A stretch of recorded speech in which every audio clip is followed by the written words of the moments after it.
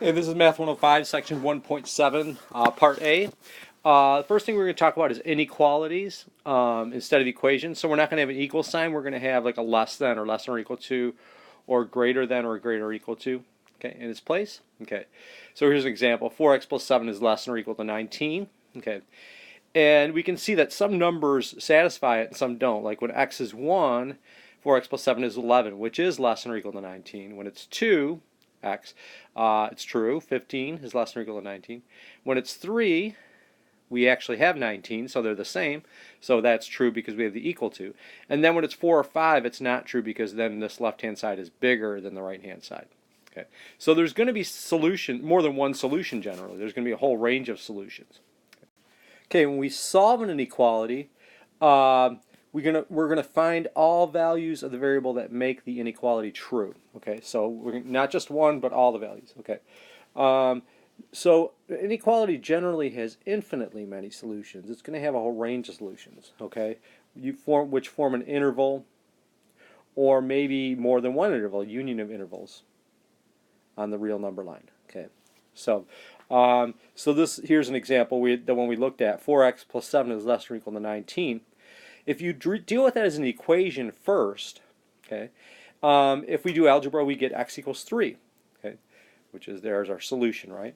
If we do this as an inequality, and with inequalities, you can do a lot of the same. You can do the same algebraic operations. There's a few exceptions, and we'll talk about that. We get x is less than or equal to 3, okay, which means we're at 3, and then we go to the left. You can keep going this way. So there'd be an arrow going to the left there. Okay, here's some rules for inequalities, and a lot of these are the same as equations. So if you have a less than or equal to b, you can add the same thing to both sides, and you still have the same inequality. Okay, that you can add c, any expression basically. If you have a less than or equal to b, and you can subtract the same thing on both sides. Okay, it does not change your inequality. Okay, and then if you have a c that's greater than 0, and a is less than or equal to b, then you can multiply c on both sides and the inequality is the same. Okay. And if c is less than 0 and you have a is less than or equal to b, then you can multiply both sides, but it changes your inequality. Okay, so here's where you have to pay attention because this is different than equations. Okay, if c is negative, if you're multiplying a negative on both sides and you have that inequality a less than or equal to b, then if you multiply the negative on both sides, your inequality switches to the opposite. Okay, you can still do it, you just have to change your inequality. So that's something to watch out for. And that's true for dividing as well. Okay, so if you think about multiplying 2 on both sides, it's the same as dividing 1/2. So this is multiplication and division. Anytime you're multiplying each side by a negative or dividing each side by a negative, you change your inequality.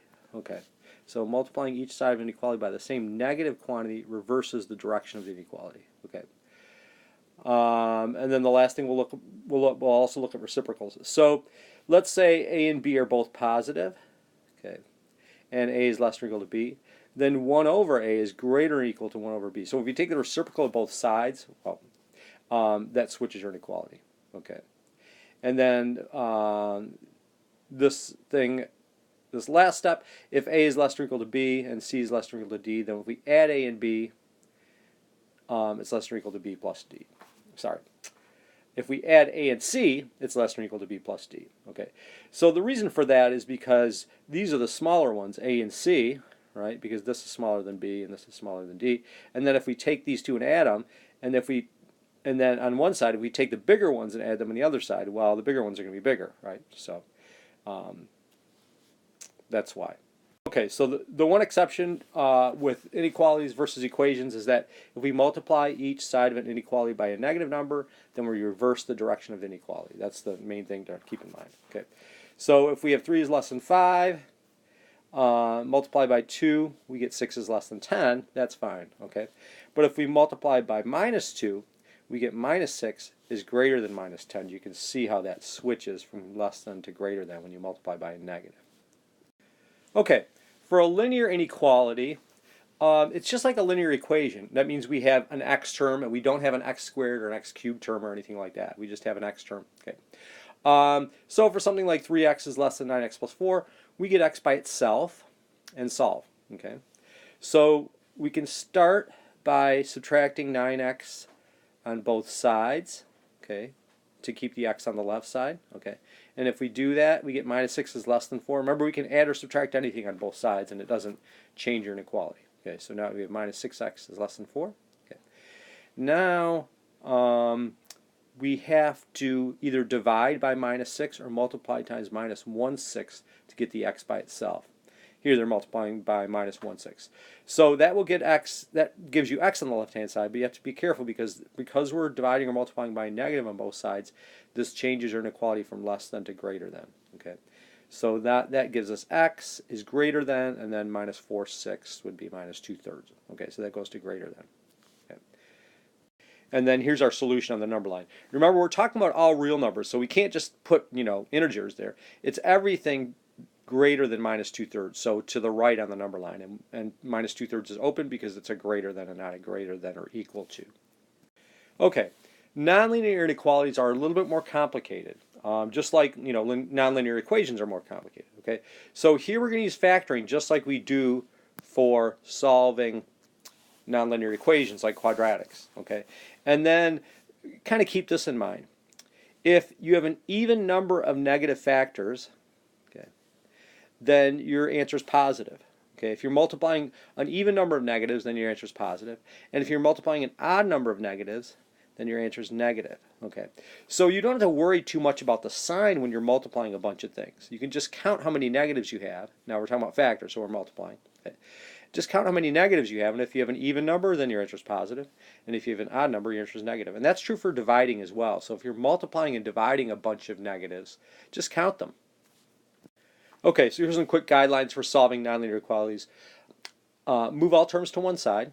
Okay, in other words, get 0 on one side. Okay, so rewrite the inequality so that all non-zero terms appear on one side of the inequality sign. If it involves quotients, bring them to a common denominator. So make sure you have a common denominator on that side as well. Okay, our next step is to factor that side. Okay, just like we do for nonlinear equations. Okay, find the intervals. Okay, now this is where the work is involved. We want to look at the values where each factor is 0 first. Okay, in other words, we're looking at it as an equals first. Okay, and this divides the real number line into intervals, and then we list the intervals that are determined by these numbers. Okay, we'll look at this as an example. Okay, so once we do that, we're going to make a table or a diagram. Okay, and we're going to test values to make a table of the diagram of the signs of each factor on each interval. Okay, and then when we're picking a number, and the last row of the table determine the sign of the product or quotient of these factors. Okay, and this is better shown by example, so we won't get into too much detail here. Okay, and then solve. So what we're going to do is we're going to look at which solutions are positive and which are negative. Okay, to determine whether we're talking about less than or greater than, or less than or equal to or greater or equal to. Okay, so we'll explain this in the next example. Okay, so first one we'll look at is a quadratic inequality. Here's x squared is less than or equal to 5x minus 6. Okay, so our first step is to get 0 on one side, just like if we're solving an equation. Okay, so we're going to move the 5x over and the 6 over, so we get x squared minus 5x plus 6 is less than or equal to 0. Okay, so that's the key, that we have 0 on one side. Okay, now we factor. Okay, and we're kind of thinking about this is less than or equal to, right? But kind of thinking about equation, right? So we are actually going to find out where it's equal to 0, where this thing is equal to 0, and that would be x equals 2 and x equals 3. Okay, so we call those our key numbers. So I'm going to write that down. This is kind of an added thing, but we call those our key numbers. Okay, and that's where it's equal to 0. Okay, so that would be x equals 2 and x equals 3. And what we're going to do is we're going to divide our number line into intervals using these as breaks. Okay, and we're going to test each interval to see if this thing is positive or negative, because if it's positive, it's greater than 0, and if it's negative, it's less than 0. And the idea is that once we have these intervals set up, we're only going to have to test one number in each interval and get the sign. We don't even care what the number is. We just have to get the sign of this thing to see if it's positive or negative. So here's our key numbers, 2 and 3. We take our number line, and generally I might draw a vertical line just to show that they're cuts here. But we basically have three intervals. Okay, we have minus infinity to 2, we have 2 to 3, and we have 3 to infinity. And the idea is that we just test one number in each of these intervals to see what the sign of x minus 2 times x minus 3 is, because we're looking at this thing, right?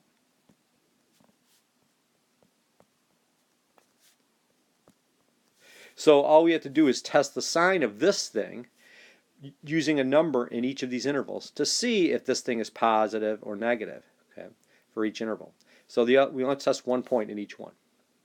And these are our intervals here. So minus infinity to 2, which is this one, 2 to 3, which is this one, and 3 to infinity, which is this one. So the key numbers break this number line up into intervals. If we have 2 key numbers, we have 3 intervals.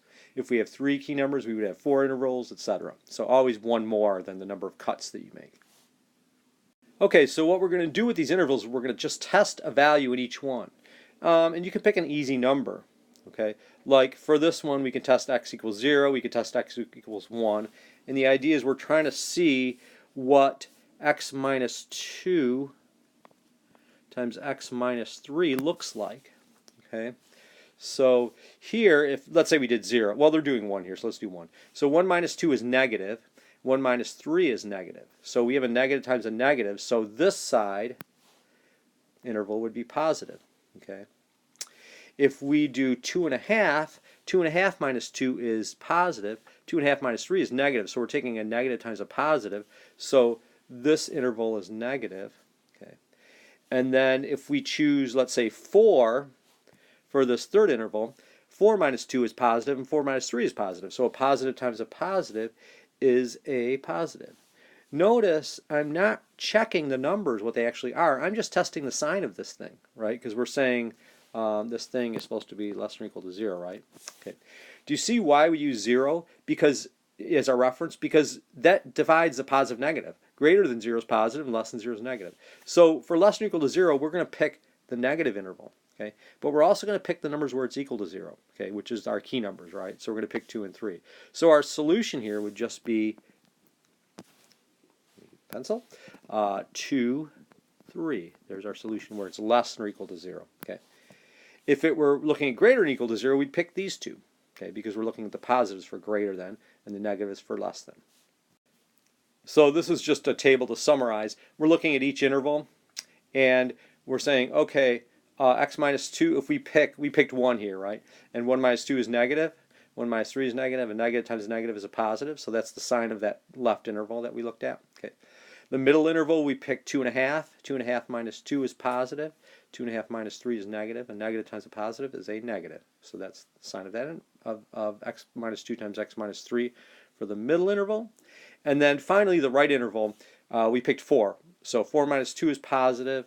4 minus 3 is positive. A positive times a positive is a positive. Okay, so that's how we get the sign that in the red ones for each of those intervals. Okay, just to reiterate, we see from the table or diagram that x minus 2 times x minus 3 is negative on the interval 2, 3. Okay, so that means that this thing is less than or equal to 0 on the closed interval 2, 3 because it's equal to 0 at 2 and it's equal to 0 at 3. So we're going to include the endpoints for that. Okay, this would be the interval where it's negative, where it's less than 0, and this is the interval where it's less than or equal to 0. Okay, and here's our set builder version of that. Okay, and the graph version of that on the number line would just be going from 2 to 3, including the 2 and the 3. So this is a basic example. We'll look at some more complicated examples in class. Okay, now let's look at absolute value inequalities. The key for these is that we recognize that absolute value means distance from 0. So we could write this. When you see that absolute value of x, you say how far from 0 is x? That's a question you should be asking yourself when you see that. Okay, how far from 0 is x? Okay, so we're saying x, how far from 0 is x? Less than c from 0. Okay, so if you go away from 0, you can only go up to c on the right hand side, and you can only go to minus c on the left hand side. So you can see it's sort of like a dog on a short leash, and you're connecting point is 0, you can only go to c or to minus c when you say the distance from 0 for x is less than c. And that would be equivalent form of inequality would be minus c is less than x, which is less than c. If we say less than or equal to c, we would include those c's and minus c's. Okay, now let's apply that to 3. This one's a little trickier. The distance from 0 for x, okay, how far from 0 is x, is more than c. So we have to go past c to get more than c away from 0 on the right, and we have to go to the left past minus c to get more than c away from 0 on the left. And then this arrow goes this way as well. Okay, keeps going. Okay. So our equivalent form would be x is less than minus c, or there's another interval there, union, x is greater than c. Generally, I write it this way instead of that. It's the same thing, right? And then we can do the same thing for this. X is greater or equal to c. Okay. So, so here's where it's greater than. Okay. These c and minus c is open. Here's where it's greater than equal to. Here's where the c and minus c are closed. But the same idea that we're going more than c away from 0. Okay. On the right and on the left. Remember, distance is always positive. When we talk about distance from 0, it's always a positive quantity. Okay, so following the rules from before, if we have x minus 5 absolute value is less than 2, always make sure you have the absolute value by itself first. In this case, it is. Okay, so now we can say, when we're not just talking about x, we're talking about x minus 5, right? Put that in parentheses, and that kind of, oops. Put that in parentheses, and that kind of locks it in there. So you can't take the x and the minus 5 out of the absolute value. Okay, and then we can say, okay, well that means x. Let's do a little thing. So we're going to be less than 2 away from 0. Okay.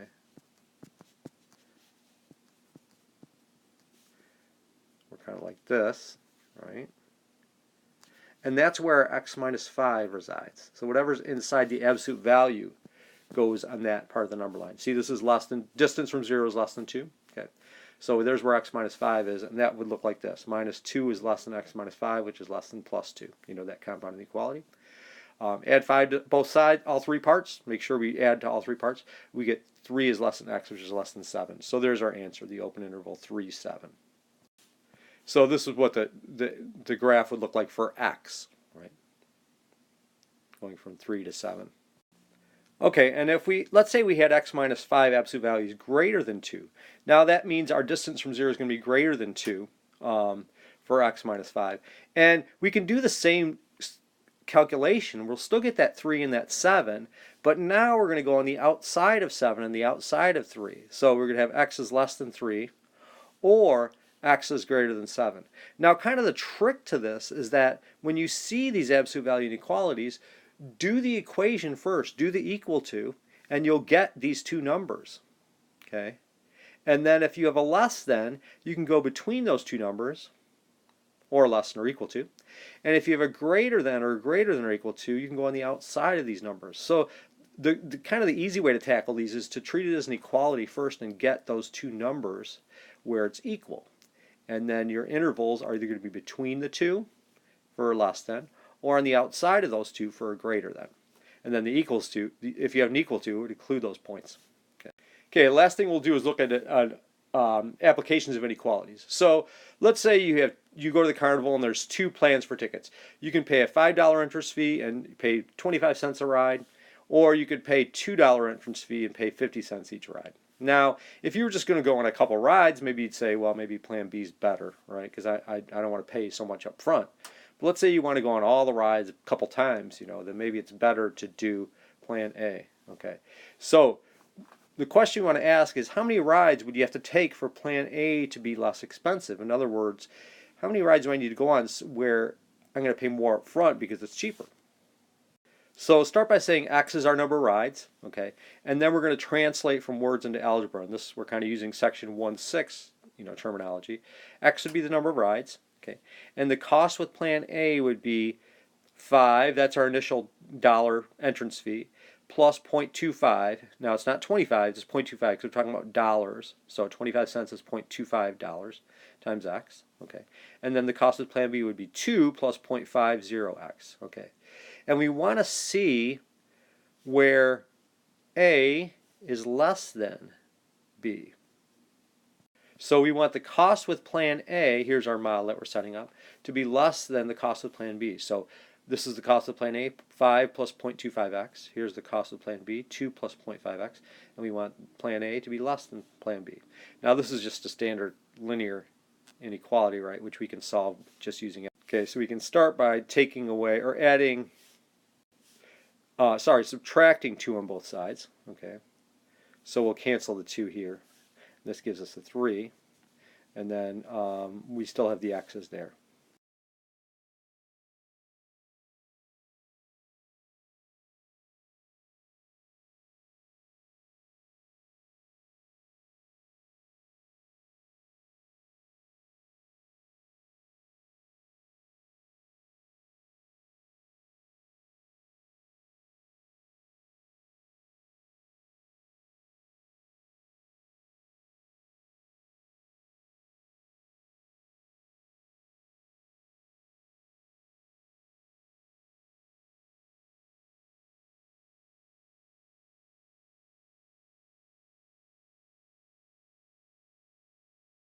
Okay, so that's it for section 1.7. We didn't cover a lot of examples in this, but we'll do quite a few more in class. Some of them more complicated, but just to get the idea of how we solve these, I kept the video rather short.